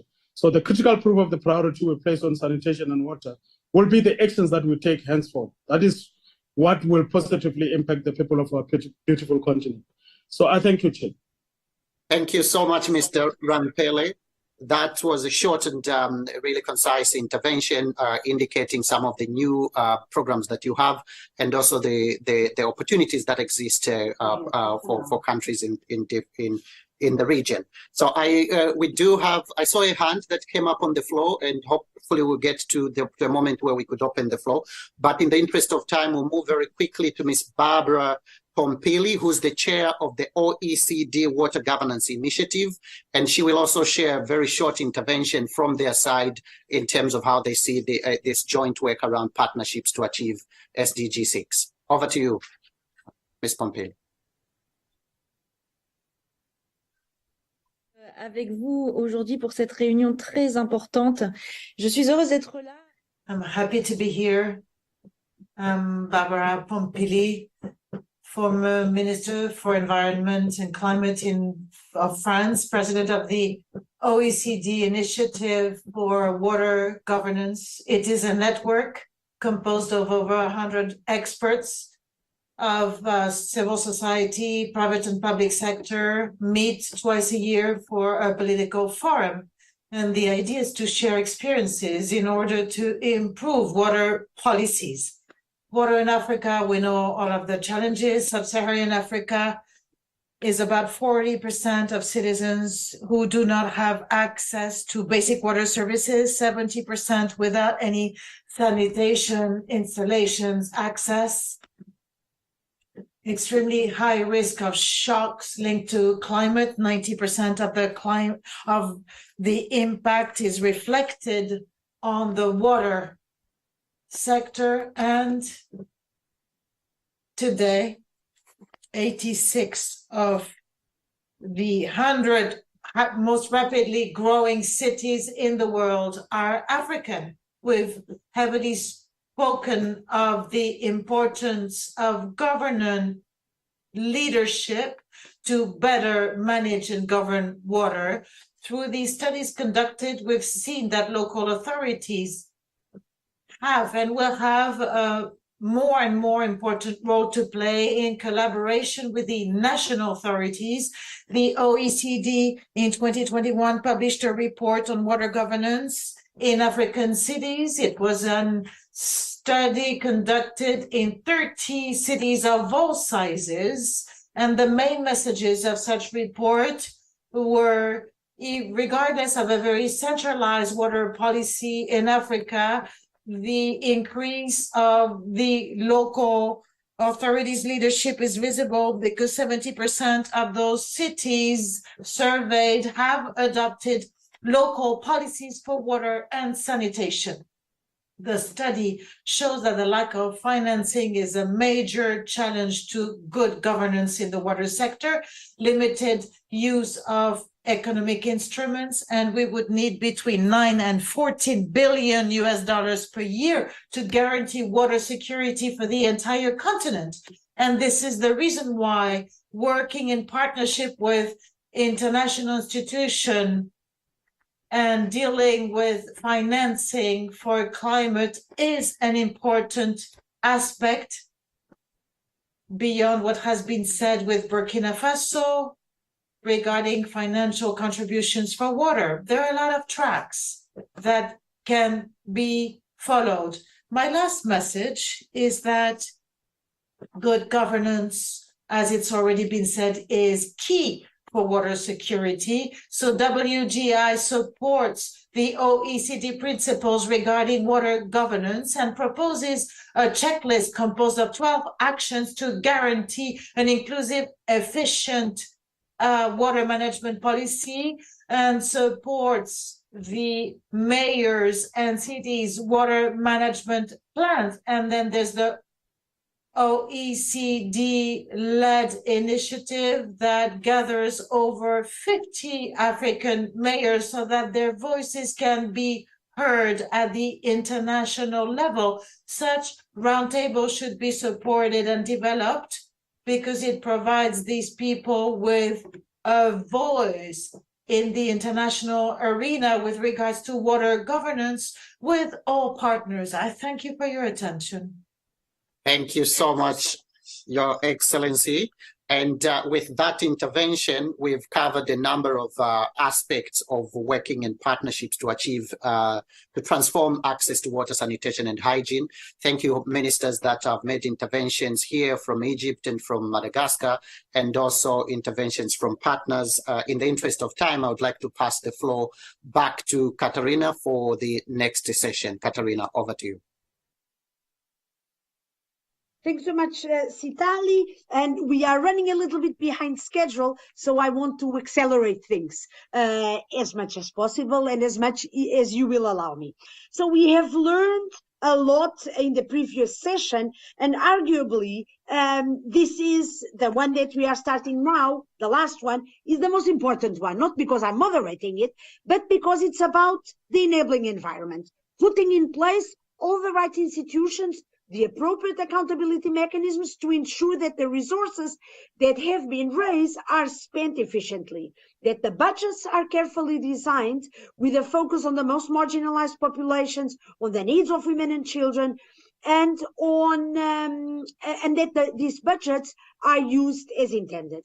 Let me inform you that SWA has been working with the economists, and they put together a product, an analytical brief that shows how investments in water and sanitation lead to stronger economies, to sustainable development, and to climate resilience. And my colleague Lucinda just pasted a link to this new research piece in the chat, and we hope it will be helpful for you. We are now going to hear from the Minister of Finance and the Minister of Water from Malawi, as well as the Minister of Finance from Togo, who will tell us about the work that they are doing to ensure that the collaboration between actors is robust and allows for constructive and challenging conversations. So I would like to introduce His Excellency Simplex Chitiola, MP and Minister of Finance and Economic Affairs of Malawi, and Her Excellency Abida Sidik Mia, Minister of Water and Sanitation, also from Malawi, as well as His Excellency Sana Yaya, Minister of Economy and Finance from Togo, who will talk to us about their collaboration. So, I would like to first start with a question for the Minister of Finance of Malawi. Your Excellency, Malawi, first of all, welcome. Number two, Malawi has been building climate resilient infrastructure, including a reticulated rural water supply system, piloting a 1.5 billion government funded project. When I say 1.5 billion, it's in Malawian currency. Your Excellency, would you tell us how has this program contributed to diversifying your resource base and how the existing governance structure has helped bringing this forward? Over to you, Your Excellency. Well, thank you very much, Catalina and moderators. I think the debating point, are we audible enough? Can you be able to hear us? Yes, I am. Okay, I'm fine. sorry, it was my problem. Yes, I am, Excellency. Thank you. So thank you very much, Kathleen and the moderators. I think the debating point for us as a country is to share with you that we are coming from a background that we've been affected by Cyclone Freddy subsequently for the past 3 years, and that in a way destroyed and disrupted the wash infrastructure and systems in some parts of the country. But despite that, as a country, we have allocated and supported the water or waste programs in this country, more especially focusing on the rural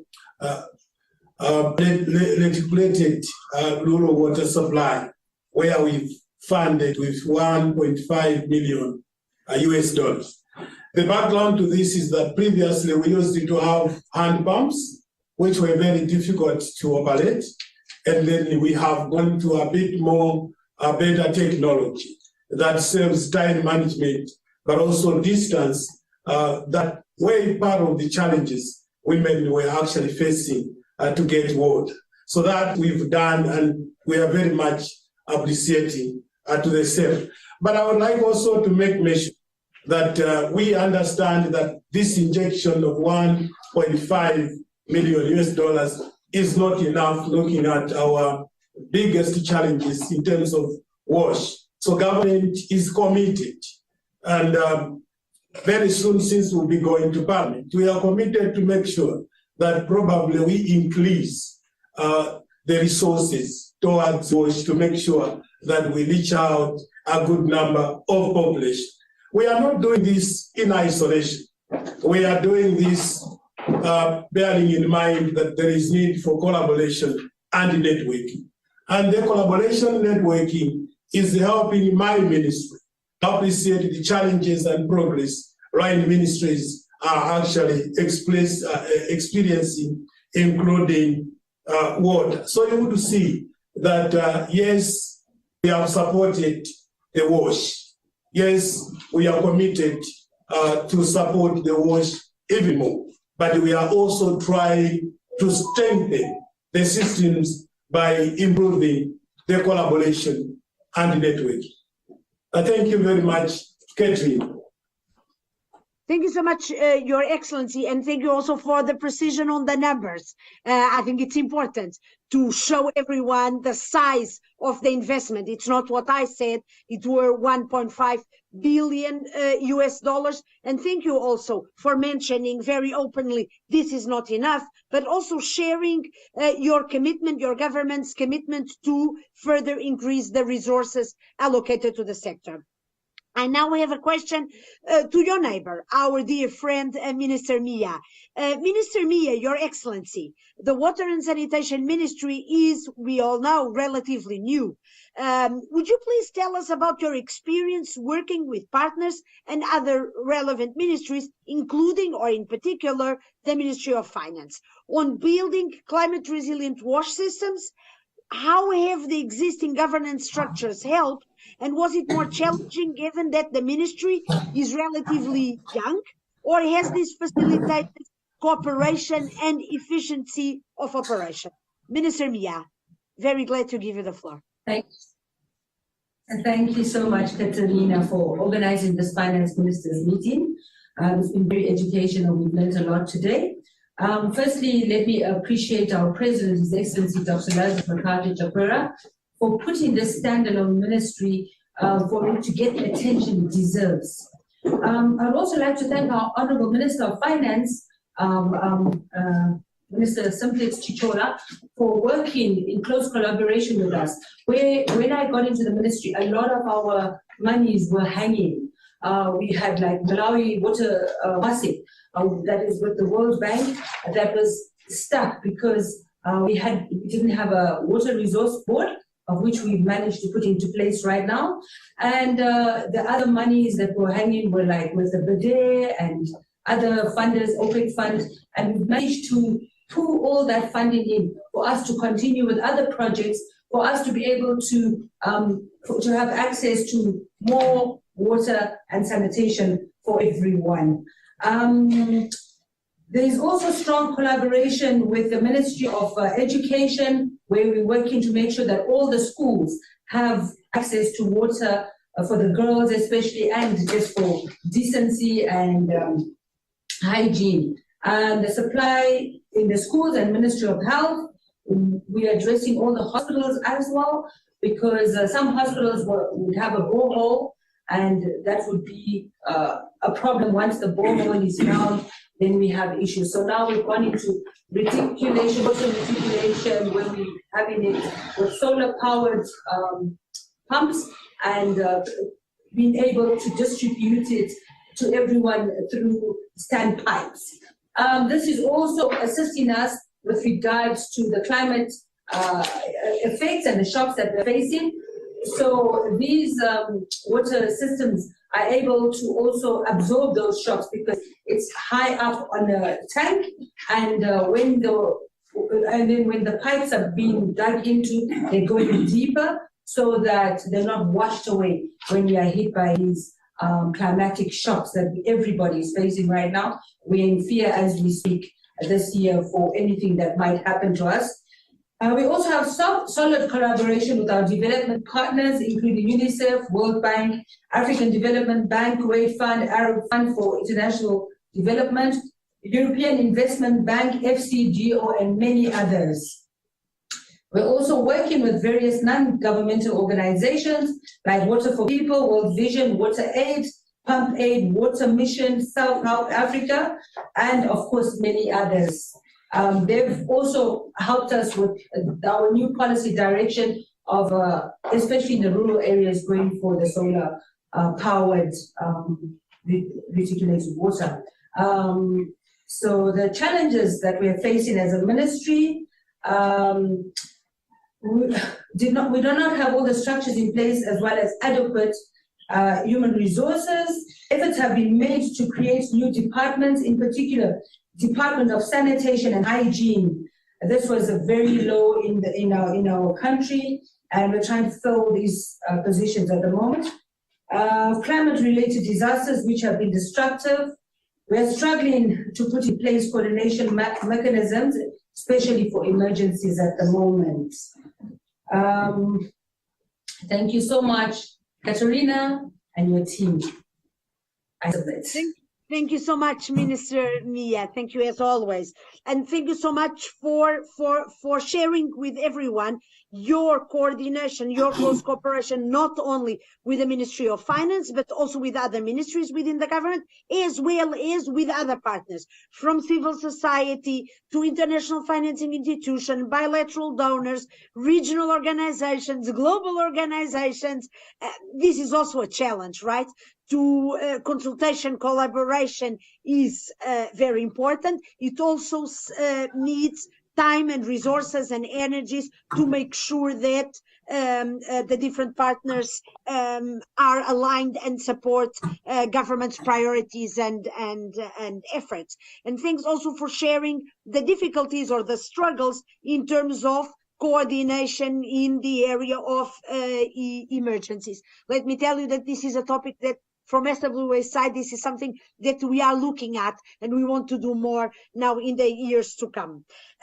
So thanks so much. And now I will immediately turn to His Excellency, and I will turn. His Excellency Sani Yaya from the Togo, could you tell us how your ministry works with the ministries in charge of water and sanitation, and how you directly work with your counterparts from these ministries so that you can make sure that the sector is able to attract and then use efficiently financing that are satisfactory in terms of needs? You have the floor, Mr. Minister. Thank you very much. Madam, can you hear me? You look like you're in a car. Yes. Given the importance of this meeting, the Minister Sani Yaya wanted to be part of this meeting, but he was not able to attend. So I am here. I'm Mr. Stefan Akaya, General Secretary of the Ministry of Economy and Finance. Regarding your question, to face all of the water-related challenges, you need a perfect coordination between the Ministry of Finance and other ministries like water. In Togo, we've been able to create such collaboration in a very relevant fashion. We know that we need to implement a mechanism that reflects the vision we have of this sector. We have the government roadmap for 2025 shared by all of the development actors that define the various objectives for all ministries, and these are shared by all ministers, and that will define financial resources allotment for future projects. Each of these ministries then has a vision. So for Togo, we want by 2025 that 80% of Togolese citizens can have access to drinking water. And we also want for sanitation to be accessible by at least half of the population. Once these objectives have been defined, we choose with the ministries the most relevant projects to reach these goals. We've had budgetary discussions with these ministries to define the strategies we must implement. Once these are defined, then we mobilize resources. So the ministries are at the heart of these efforts, and we try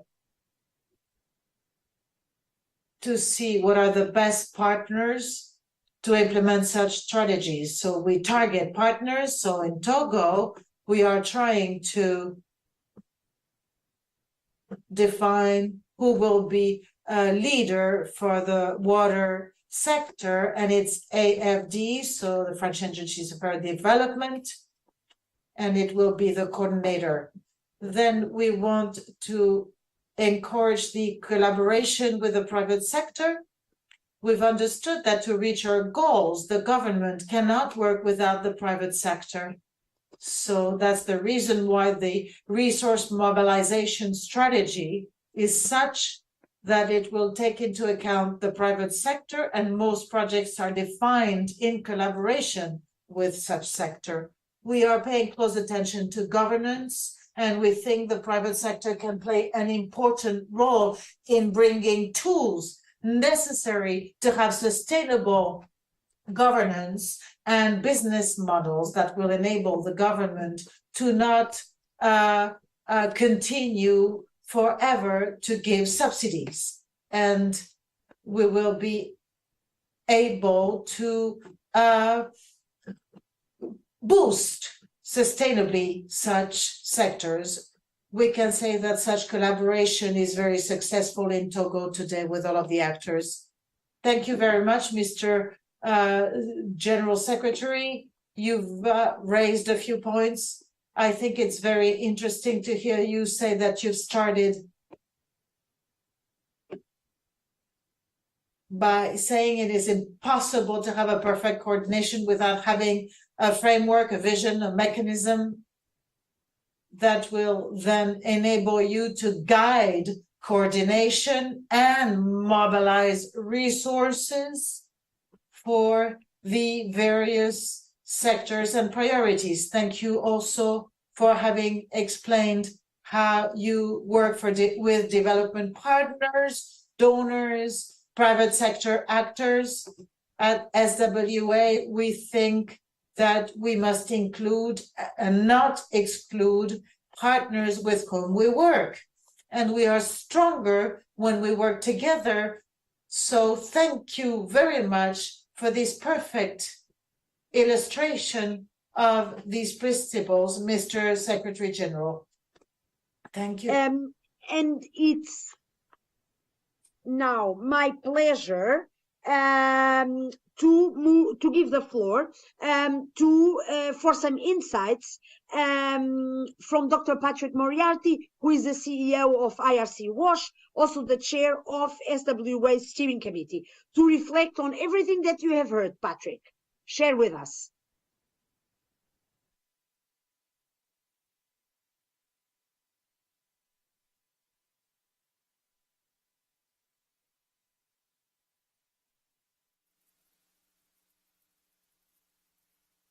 We're running over time a little bit.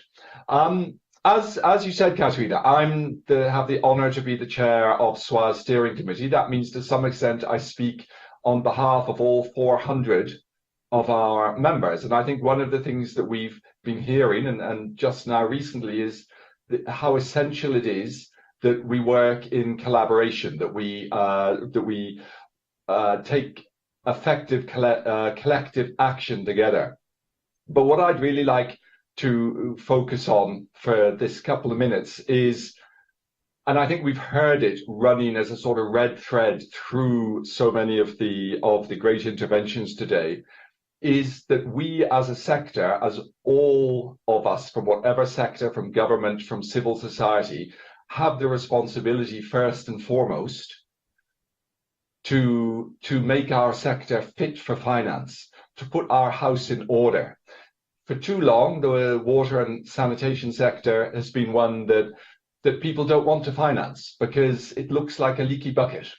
And we have to collectively fix that bucket. And I think, yes, we have to champion water and sanitation. Yes, we have to champion it, particularly, I think, we've got COP in November. We have to champion water and sanitation within the adaptation agenda, within the loss and damage agenda. We have to keep driving for more investment. We have to champion the sort of exciting examples we're hearing. We have to champion water and sanitation as part of national development agendas owned by heads of state, owned by national planning commissions. But to make ourselves worthy of that finance, we also have to look to our own ability. The fact that so many countries fail to spend the money that's available already. You know, it's typically absorption capacity of 70% a year or less. We have got to fix that. We've got to do that in terms of the skills, the resources, the institutions. And I think that is why one of Sanitation and Water for All's key outcomes is what we call our system strengthening outcome. And that's why we link that explicitly to finance. We must build and invest in those systems so that we can attract more finance. But thank you very much, everybody, for taking part today. And I'm going to hand it back to you, Katerina. Thank you. Thank you so much, Patrick, and it's my great pleasure now to hand over the floor to Ms. Yvonne Magawa, the Eastern and Southern Africa Water and Sanitation Regulators Association, representing ESAWAS. Yvonne, the floor is yours. Thank you, Katerina, and thank you to SWA and partners for giving us this opportunity. I'll try to be very brief. Patrick and yourself have mentioned quite a lot of issues. Just to say that government has the ultimate responsibility for water supply and sanitation service delivery. So too often, government is afraid to go to the people with a tariff increase, but we're saying government should be more afraid to go to the people with unimproved services. So without adequate, well-targeted and impactful funding, services retrogress. So when utilities are struggling, services cannot be improved.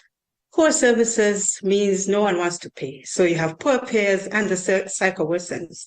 And this is the widening gap that we're seeing. So even when you look at the country level, how many countries are able to really quantify the investment in water supply and sanitation versus the progress in expanding and improving services? Do we really have a clear link? Yet someone pays for this service in any form, whether it is good or bad. This is the ordinary citizen, the ordinary resident. And I just read a quote just a few minutes ago that says, if you spend your time chasing butterflies, they will fly away.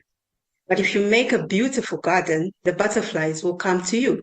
So how do we make the sector attractive for funding, for investment, instead of chasing funds? I'm inspired by the many stories I've heard from the different countries, Malawi, Togo, Egypt, and so on.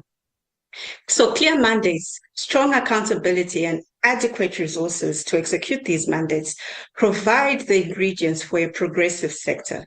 This can be achieved through effective regulation. So we say regulators are policy implementers, and the cost of non-regulation far outweighs the cost of establishing the regulator.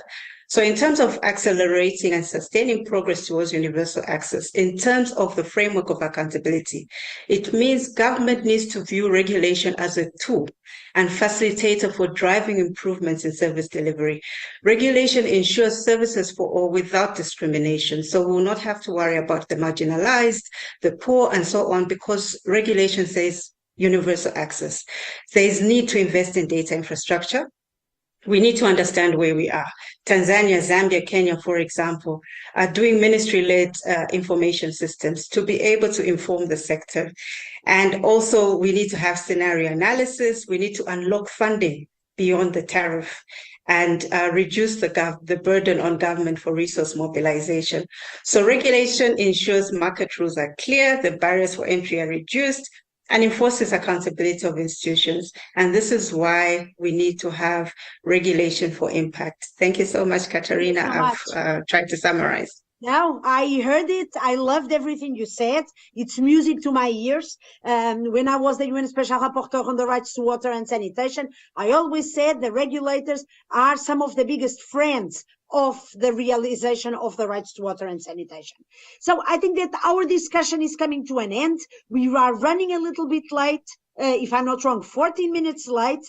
Our partnership with over 400 partners, including almost 90 UN member states, representing 2/3 of the world's population, and all the different actors involved in ensuring universal access to water and sanitation, can and already does offer support to ministers of finance working to ensure that everyone has access to safely managed water and sanitation. And among our partners, there are people willing to work with you on financing strategy, to calculate cost requirements, to identify the types of partnerships that you need. Our last 15 years of experience show us that our country partners are more likely to have more success when it comes to access to safe drinking water and sanitation, increasing national budgets, having plans and strategies for the sector, and implementing them. So I say, as I like to say, SWA partners do it better, and it shows that it's worth working together on water and sanitation. We make more progress. Our partners are also collaborating on the Heads of State initiative, building the necessary political will, the vision that some of you mentioned here today, an engagement for a focus on water and sanitation to strengthen economic development for all Africans.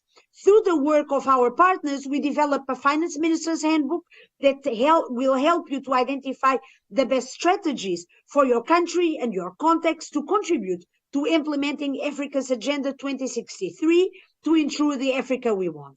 We heard so many interesting interventions and important interventions, from the importance of WASH in budget increases in Egypt, to the crucial lessons learned from collaboration in Malawi, to the importance of having a vision laid out by the government as a whole that will give marching orders to different ministries, like in Togo, or the statements by some of our banks, bilateral donors, like the World Bank, DBSA, FCDO, showing today and presenting guarantees to support countries in making progress in water, sanitation, and hygiene.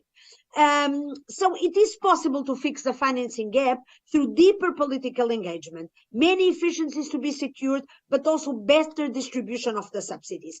So thanks to our dear conveners, to UNICEF, to who is also our host, to AMCAO, thanks to the presenters, to the discussions, so many inspiring lessons, a hard act for Asia and Latin America and the Caribbean, who are going to follow, looking forward to reaping the benefits of improved access to water and sanitation as a result of increasing finance and better use of that finance through a stronger enabling environment. Two things I would like to say before we end. Number one, so that we continuously improve our convenings, I invite you to complete a short survey on your experience in this meeting today. There is a link on the chat.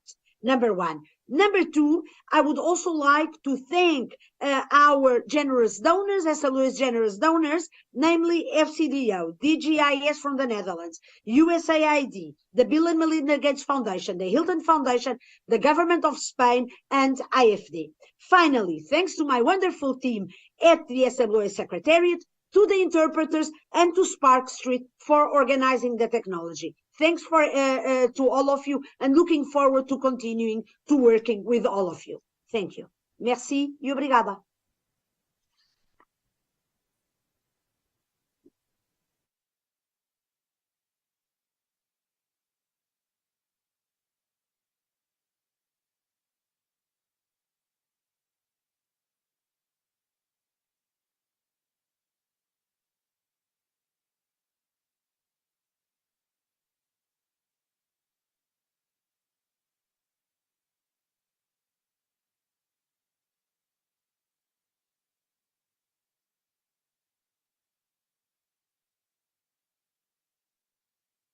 It's been 15 years since SWA was created as the only global multi-stakeholder partnership aimed at making water, sanitation, and hygiene a reality for all, always, and everywhere. SWA continues to innovate in pursuit of its goal, and it now has over 400 partners, of which nearly 90 are UN member states, covering over 2/3 of the global population. The partnership has seen remarkable progress. SWA partners account for more than 50% of the countries that can increase access to basic water and sanitation between 2016 and 2021. In comparison, only about 30% of non-partners recorded an increase. When it comes to budget, among the countries that showed budget increases between 2016 and 2021, 42% are SWA partners and non-partners account for only 10%. About 50% of SWA partner countries use SWA's SDG costing tool to calculate their SDG 6 financial needs and made it the base of budget negotiations. We are very proud of the progress our partners have been making for the past 15 years. How does SWA work with its partners? Since 2010, we convene the only regular high-level gatherings for political dialogue on water and sanitation, regularly assembling dozens of ministers responsible for the sector. We also built strong connections with finance ministers and international financial institutions, convening the only regular gathering of finance ministers dedicated exclusively to water and sanitation. These political gatherings have been crucial in building long-lasting partnership with sector and finance ministers and for making the needle move at country level when it comes to planning, financing, and holding the sector to account. We created a Global Leadership Council, a group of champions that includes several former heads of state and government. They have brought increased political support to water and sanitation to high-level events and platforms, and increased their visibility in top-tier media around the world. We created also the Heads of State initiatives to trigger and accelerate progress at the highest levels of political power and make it a visible political priority. 11 of our country partners are currently developing national Heads of State and Government initiatives. Furthermore, SWA has provided ministers and parliamentarians with information, knowledge, and best practices to transform the sector. The handbooks and other knowledge pieces are complemented with SWA-hosted regular exchanges at political level. In May 2020, in the initial stages of the COVID pandemic, SWA launched the only global leaders call to action on COVID and water, sanitation and hygiene. Signed by 14 heads of state and some additional 60 global leaders, it increased the visibility of water, sanitation and hygiene as the first line of defense against the pandemic. In a world increasingly impacted by climate disasters, water and sanitation have not been spared. SWA is filling a gap to bridge the climate and water sanitation agendas at national and global levels. At global level, SWA is providing key inputs to climate negotiations around the Paris Agreement, including COP processes, the Global Goal Adaptation Framework, the Green Climate Fund, Water Security Guideline, to facilitate funding applications. At national level, our mutual accountability mechanism is driving this agenda forward. 37 climate commitments were made by more than 20 partners. Over 20 countries were provided with technical support to ensure that climate change and water sanitation policies and strategies are complementary and aligned. The last 15 years have given us many reasons to celebrate successes, but they have also taught us many lessons.